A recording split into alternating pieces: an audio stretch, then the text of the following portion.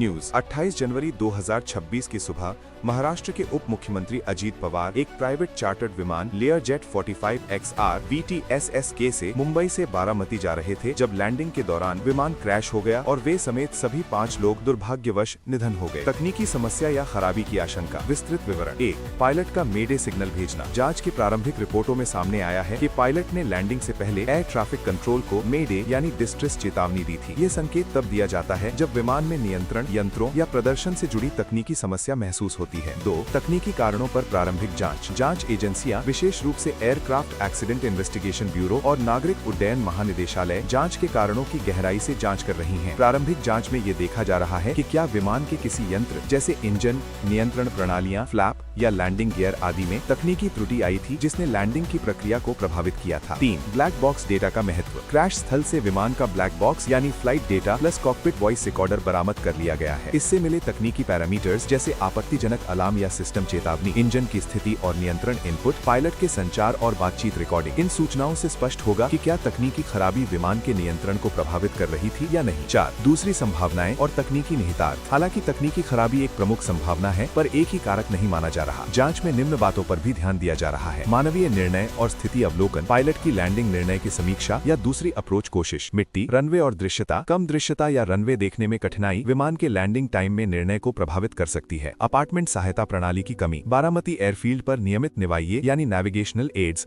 और पूर्ण समय ATC सेवाएं नहीं है जिससे तकनीकी संकेतों पर भरोसा कम हो सकता है। इन सभी कारकों को मिलाकर जांच एजेंसियां घटना की गहराई से पड़ताल कर रही हैं। 5. अभी तक का निष्कर्ष। आधिकारिक रूप से अंतिम कारण अभी जारी नहीं किया गया है पर उपलब्ध जांच और ब्लैक बॉक्स डेटा से ये स्पष्ट है कि तकनीकी खराबी एक गंभीर संभावना है। पायलट ने गंभीर चेतावनी भेजी थी और विमान की तकनीकी प्रणालियों की समीक्षा की जा रही है। मौसम, रनवे की स्थिति और तकनीकी संकेतों का मिश्रण भी दुर्घटना में भूमिका निभा सकता है पर इस पर जांच जारी है। संक्षेप। अजीत पवार के विमान में तकनीकी खराबी की आशंका इसलिए सामने आई कि पायलट ने लैंडिंग से पहले मेडे सिग्नल भेजा और विमान की तकनीकी प्रणालियों तथा ब्लैक बॉक्स डेटा की जांच से ये पता लग सकता है कि विमान नियंत्रण, इंजन या यंत्रों में कोई समस्या थी या कोई अन्य वजह दुर्घटना की मुख्य वजह बनी। अभी तक आधिकारिक रूप से अंतिम कारण घोषित नहीं हुआ है और जांच जारी है। अगर आप चाहें मैं ब्लैक बॉक्स से मिलने वाली डेटा रिपोर्ट का विश्लेषण भी शब्दबद्ध रूप में समझा सकता हूं। चाहे आप इससे जुड़ा कोई और पहलू जानना चाहते हैं।